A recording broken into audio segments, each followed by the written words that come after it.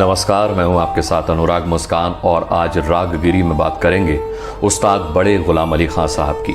रौबीला चेहरा, बड़ी बड़ी मूछें, पहलवान जैसा हट्टा कट्टा शरीर और पेट पर टिका हुआ सुरमंडल। ये सब देखकर यकीन करना मुश्किल था कि इस शख्स का मौसीकी से कोई नाता होगा। लेकिन जब उनके गले से सुर निकलते थे तो हर कोई बस उस जादू में डूब जाता था। जी हाँ, ऐसी मासूमियत, ऐसा लोच, तीनों सप्तकों में फर्राटे से दौड़ती ऐसी मीठी आवाज कि सुनने वालों की बस आह निकल जाए। पटियाला घराने के उस्ताद बड़े गुलाम अली खां साहब की गायकी और उनकी शख्सियत को कोशिश भी की जाए तो शब्दों में समेटना बेहद मुश्किल काम है। संगीत के एक ऐसे साधक, एक ऐसे विद्वान और दिग्गज गायक जिनका लोहा आने वाली पीढ़ियां भी सदियों तक मानती रहेंगी। बड़े गुलाम अली खां साहब ख्याल, ध्रुपद, ठुमरी सब कुछ गाते थे, लेकिन वो सबसे ज्यादा मशहूर हुए ठुमरी के लिए। का करूं सजनी आए न बालम, याद पिया की आए, प्रेम जोगन बनके, नैना मोरे तरस रहे, कंकर मार जगाए। इनमें से कोई ना कोई ठुमरी यकीनन आपके कानों में जरूर पड़ी होगी। बड़े गुलाम अली खां की आवाज में ये ठुमरियां अमर हो चुकी हैं। खां साहब की गाई ठुमरी का करूं सजनी तो इतनी पॉपुलर हुई कि इसका एक आसान सा वर्जन यशुदास से गवाकर फिल्म स्वामी में इस्तेमाल किया गया था। का करूं सजनी आए न बालम। मैं जानता हूं बहुत बुरा गाया है मैंने। चलिए, बड़े गुलाम अली खां अंग्रेजों के ज़माने में पंजाब प्रांत के कसूर में पैदा हुए थे, जो अब पाकिस्तान का हिस्सा है। तारीख थी 2 अप्रैल 1902। पिता अली बख्श खां उस दौर के जाने माने गायक थे, लिहाजा 5 साल की उम्र से तालीम शुरू हो गई।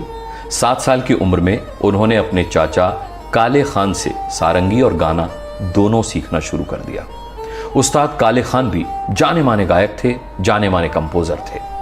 खां साहब ने पटियाला घराने के उस्ताद अख्तर हुसैन खान और उस्ताद आशिक अली खान से भी संगीत की तालीम ली। जी हाँ, 21 साल की उम्र में बड़े गुलाम अली खां बनारस आ गए, वाराणसी। सारंगी पर संगत करने के साथ उन्होंने छोटे मोटे फंक्शंस में, समारोह में गाना शुरू कर दिया। कहते हैं कि कोलकाता में उनका एक बहुत बड़ा कंसर्ट हुआ, जिसके बाद उन्हें बहुत बड़ी पहचान मिल गई थी। लोग उनके गले का जादू देख और सुन चुके थे। 1947 की बात है, जब भारत का बंटवारा हुआ तब कसूर पाकिस्तान का हिस्सा बन गया और खां साहब पाकिस्तान चले गए। लेकिन कुछ सालों के बाद वो हिंदुस्तान लौटे और फिर यहीं के होकर रह गए। बड़े गुलाम अली खां साहब कहते थे कि अगर हर घर में एक बच्चे को हिंदुस्तानी शास्त्रीय संगीत सिखाया गया होता तो देश का कभी बंटवारा न होता। 1957 की बात है, मोरारजी देसाई की मदद से उन्हें हिंदुस्तान की नागरिकता मिल गई। सरकार की ओर से उन्हें मुंबई के मालाबार हिल्स में समंदर के किनारे एक बंगला भी दे दिया गया।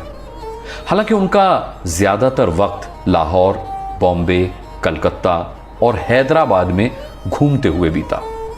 बड़े गुलाम अली खां साहब की आवाज और उनकी लोकप्रियता को देखकर कई फिल्म निर्माताओं ने उन्हें अपनी फिल्म में गंवाना चाहा, लेकिन जानते हैं, खां साहब सबसे इनकार करते रहे। निर्माता के आसिफी थे जो उन्हें किसी तरह अपनी फिल्म मुगले आजम में 2 राग आधारित गाने गाने के लिए राजी कर पाए।